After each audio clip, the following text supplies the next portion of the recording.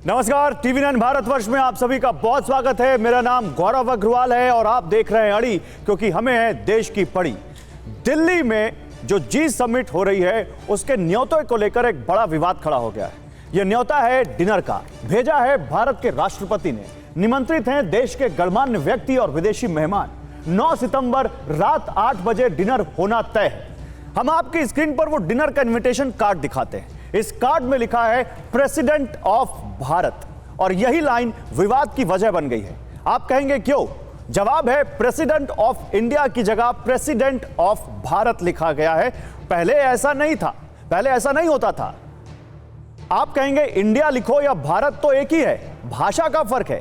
लेकिन भारत के विपक्षी दल ऐसा नहीं मानते हैं। उन्हें इंडिया की जगह भारत लिखने पर आपत्ति है।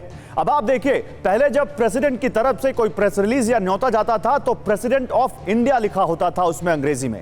अब उसकी जगह प्रेसिडेंट ऑफ भारत लिखा है। ये दो तस्वीरें आपके सामने आपकी सहूलियत के लिए, ताकि आप इसको समझ सकें। प्रेसिडेंट ऑफ इंडिया और प्रेसिडेंट ऑफ भारत। हिंदी भाषा में भारत के राष्ट्रपति, अंग्रेजी भाषा में प्रेसिडेंट ऑफ इंडिया। एक बार फिर आप देखिए आपकी सहूलियत के लिए।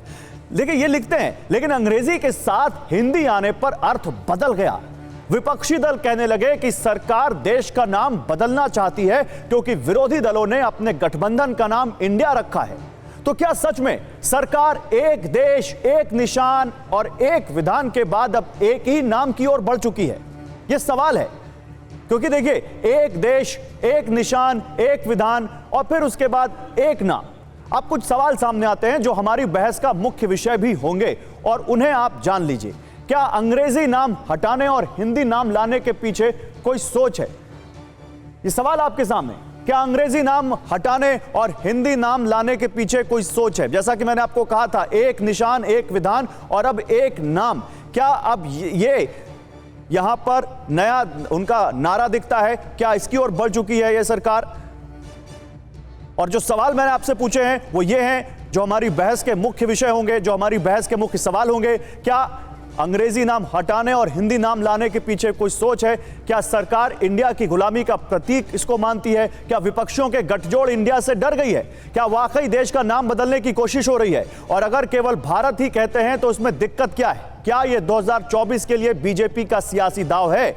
इन सवालों का जवाब सुनाएं उससे पहले आपको हम 2 बयान सुनाना चाहते हैं। पहला बयान है प्रधानमंत्री नरेंद्र मोदी का, जो उन्होंने 8 सितंबर 2022 को दिया था दिल्ली में, जब इंडिया गेट पर कर्तव्य पथ का उद्घाटन किया था।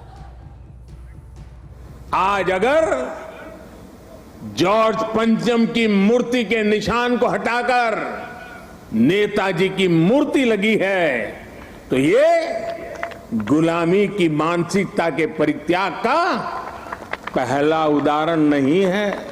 आज देश अंग्रेजों के जमाने से चले आ रहे सैकड़ों कानूनों को बदल चुका है। देश का विचार और देश का व्यवहार दोनों गुलामी की मानसिकता से मुक्त हो रहे हैं। तो नोट कीजिएगा, प्रधानमंत्री मोदी की कही गई ये बात कि गुलामी के प्रतीक मिटा देंगे, गुलामी मानसिकता के प्रतीकों को हम हटा रहे हैं। आइए अब आपको सुनाते हैं 3 दिन पहले राष्ट्रीय स्वयंसेवक संघ के प्रमुख मोहन भागवत ने इंडिया और भारत के मुद्दे पर क्या कहा था।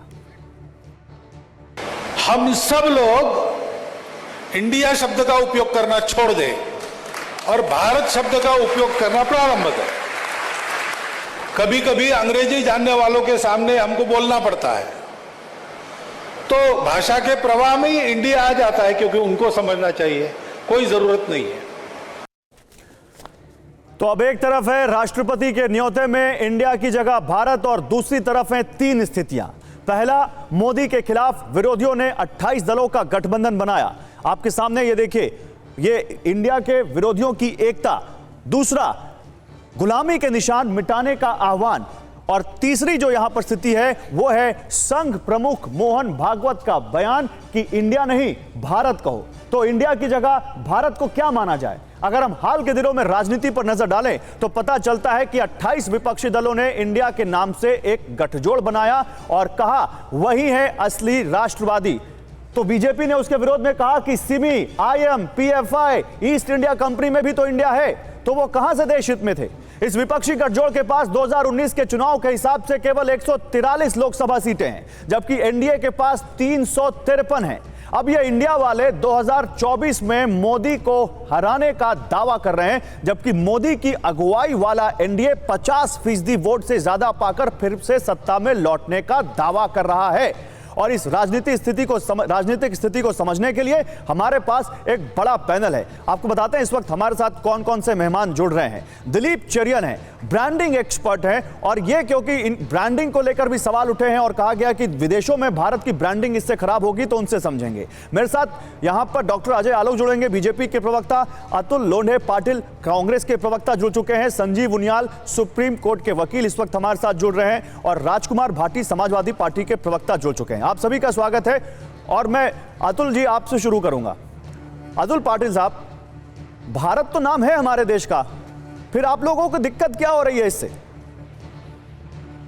नहीं, हम लोगों को कोई दिक्कत नहीं है। जो नफरत भाजपा हर चीज से करती है, विपक्ष ने कुछ भी किया तो उसके खिलाफ जो नफरत है, उसके खिलाफ हमको दिक्कत है।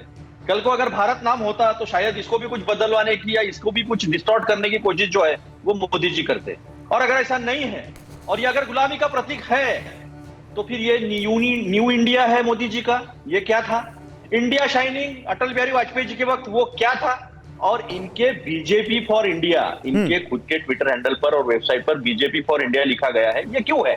और 70 साल के बाद जब पहली बार विपक्ष ने इंडिया नाम धारण किया तो उसके खिलाफ ही एक पहली बार खड़े हुए, इसके पहले तो खड़े नहीं हुए। और इतना बड़ा झूठ, इतिहास का तो झूठ डिस्टॉर्ट करना, इतिहास का झूठ परोसना, ये सब करते हैं। मैं आपको बताता हूं, इंडिया ये जो नाम है ये ग्रीक इससे आया है। इसको क्या क्या कहते थे हमारे देश को? 486 बीसी में हिंदुश कहा नक्शस्तरा ने, 440 बीसी में इंडिया का हेरोडोटस ने, ग्रीक हेरोडोटस इंडिया। 300 बीसी में इंडी का जो किताब लिखी थी मेगास्थनीस ने कहा, और 140 एडी यानी इंडी का एरियन ने कहा।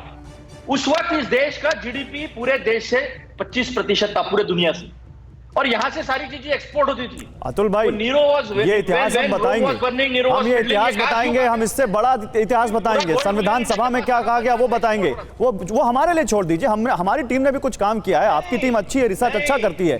मैं ये पूछ रहा हूं, इसके लेकर राजनीतिक आपके यहाँ पर क्या ऑब्जेक्शंस हैं?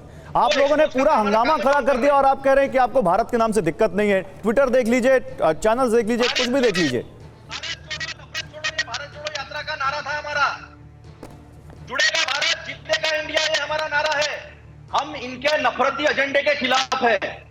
Bharat India, that is Bharat shall be the union of states, ये संविधान का पहला वाक्य है। नफरती एजेंडा, आपकी बात क्लियर नहीं हो रही है। नफरती एजेंडा क्या है? भारत अगर वो कह रहे हैं देश को, तो उसमें नफरत क्या है? नफरत कहां से आ रही है?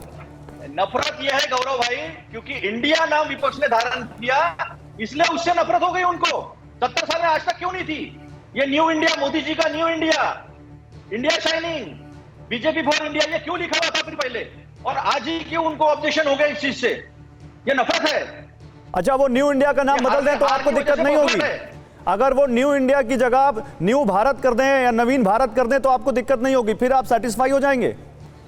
गौरव जी, इधर उधर की बात न कर, बता ये कत्ल क्यों हुआ? ये नफरत केवल विपक्ष ने इंडिया नाम धारण किया इसलिए है ना? उसमें इंक्लूसिव शब्द है इसलिए है क्या? सबको साथ में लेके चलने की बात है इसलिए? क्योंकि आपका एक सांसद कहता है we the people of India, ये बदलना चाहिए, वी बदलना चाहिए, बेसिक स्ट्रक्चर बदलना चाहिए, बेसिक स्ट्रक्चर डिबेटेबल इशू, ये बात कही जा रही है। ये समझ की बात है, या ये जो इंगित किया जा रहा है ना, हाँ। ये इस देश की एकता को कहीं ना कहीं चोट पहुंचाने वाली बात हो रही है। यूनियन ऑफ स्टेट्स नहीं चाहिए इनको, ठीक है। वी क्यों बदलना है? हमने कहा we the people of India, इस देश का हर नागरिक जो है वो भारतीय है। ठीक है।